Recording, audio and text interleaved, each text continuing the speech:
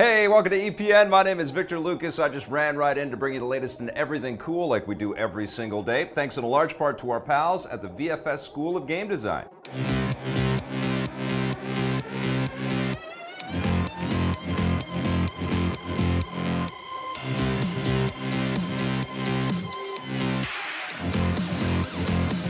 Thank you so much, Vancouver Film School. Now, this rundown is dedicated to all of our friends in the United States of America. Happy Independence Day, everybody. This rundown is all yours. Fireworks!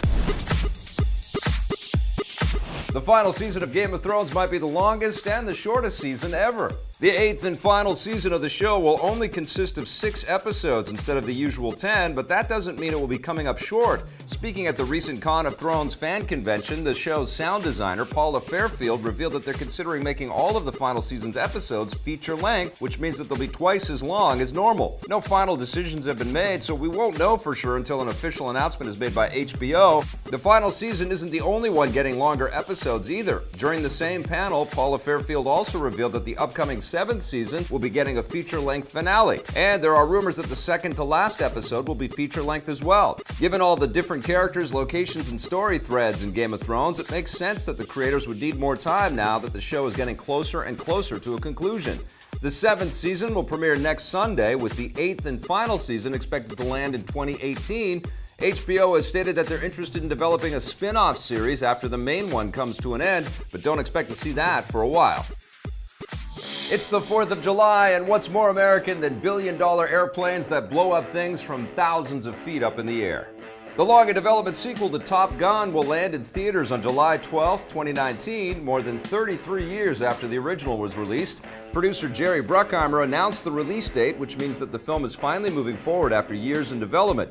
He also confirmed that the sequel will be helmed by Tron Legacy director Joseph Kosinski, who previously worked with star Tom Cruise on the 2013 sci-fi movie Oblivion. Rumors of Kosinski's involvement first surfaced earlier this year, with reports that Cruise, Bruckheimer, and distributor Paramount Pictures liked his pitch so much that it caused them to finally greenlight the film. The sequel is expected to see Tom Cruise's character Maverick train a new generation of fighter pilots amidst the rise of unmanned aerial drones, a premise that will likely give Kosinski the chance to include plenty of high-tech imagery like in his previous films. Other than Cruise, no other casting news has been announced, although his original co-star Val Kilmer has expressed an interest in returning as his wingman. You can be my wingman anytime. Bullshit. You can be mine. And an even more futuristic tale about people jetting around in flying objects is making a comeback. A live-action TV series based on the classic cartoon show The Jetsons is on the way. TV Line reports that Warner Brothers, which owns the rights to the franchise, is in the early stages of developing the new show, which, like the original, will revolve around a wholesome family 100 years in the future. The Jetsons originally aired in the early 1960s, and like producers William Hanna and Joseph Barbera's previous show The Flintstones, it's a lighthearted comedy that imagines what a normal middle-class American family would look like in an otherworldly setting.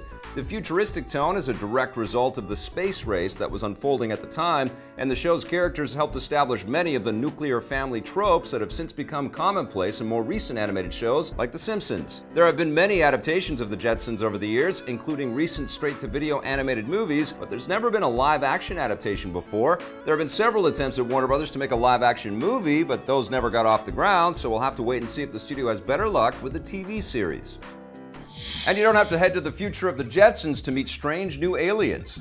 Rockstar Games is apparently working on an out-of-this-world expansion for Grand Theft Auto Online that will let players battle aliens. Like the best UFO conspiracies, this one was uncovered by a group of amateur investigators. The GTA mod group known as Team Guru dug around in the code for the game's recent gun-running update, where they discovered several unused files and code referencing aliens and UFOs around the game's military base, Fort Zancudo. They did some more digging and found a way to activate the unused files, which, as you can see here in this video from their YouTube channel, allows them to play a new mission where they steal cargo from a crashed alien spaceship, all while fighting off aliens and the US government. It looks like this is an unfinished version of a mission that will likely be included in future expansions, and judging by the fact that it's already being referenced in the current version of the game's code, don't be surprised if it gets an official release sooner rather than later. Rockstar hasn't made any official announcements, but there are several brief references to aliens and UFOs in the the existing game, so many had expected that something like this was on the way. The truth is out there, so we'll let you know when more details come in.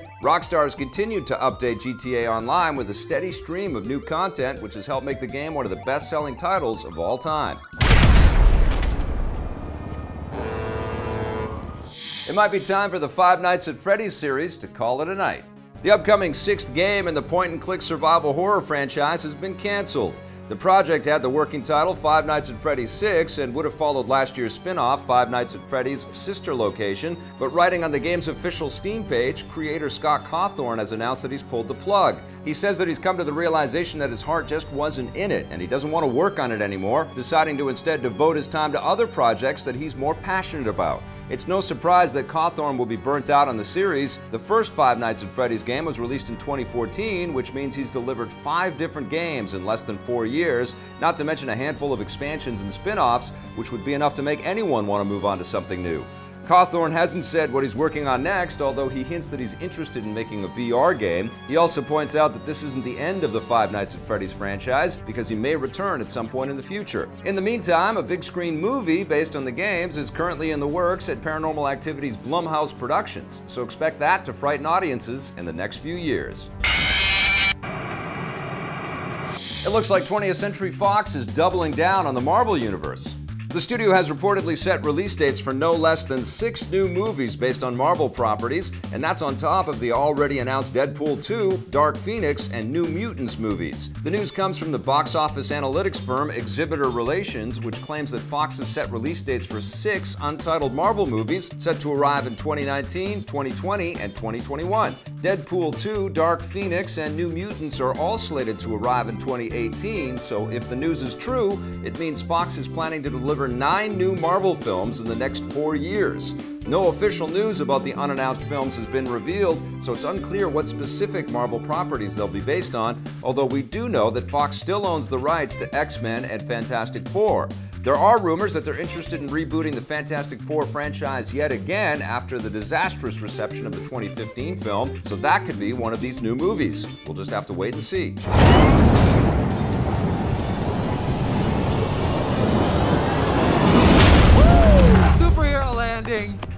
And if you're tired of superheroes, you'll soon be able to take them on as a supervillain. Game maker Rebellion has announced that they're working on a sequel to the 2004 PC game Evil Genius. The original was sort of like a cross between SimCity and James Bond, with players taking control of their own Bond-style villain and then building and running their very own evil lair. It had plenty of humor that poked fun at the spy genre, and even though it was a success, developer Elixir Studios went under a year later, with Rebellion buying the rights soon after. They haven't done much with the franchise since then, save for a mobile version that was released on iOS and Android devices in 2015. And now Rebellion says that the new game will be a full sequel and not just another port of the original. Rebellion's CEO Jason Kingsley says that the new game is currently in development for the PC, with consoles potentially being added at a later date, and he also points out that it will not be free to play, which is sure to be welcome news for hardcore gaming purists. We'll let you know when more intel on Evil Genius 2 is revealed. That's it for our rundown. Thanks for watching, everybody. Remember, if you want to learn more about game design, visit our pals at VFS.edu. Have some terrific celebrations, America. We'll be back tomorrow with a brand new rundown for you. We'll see you then.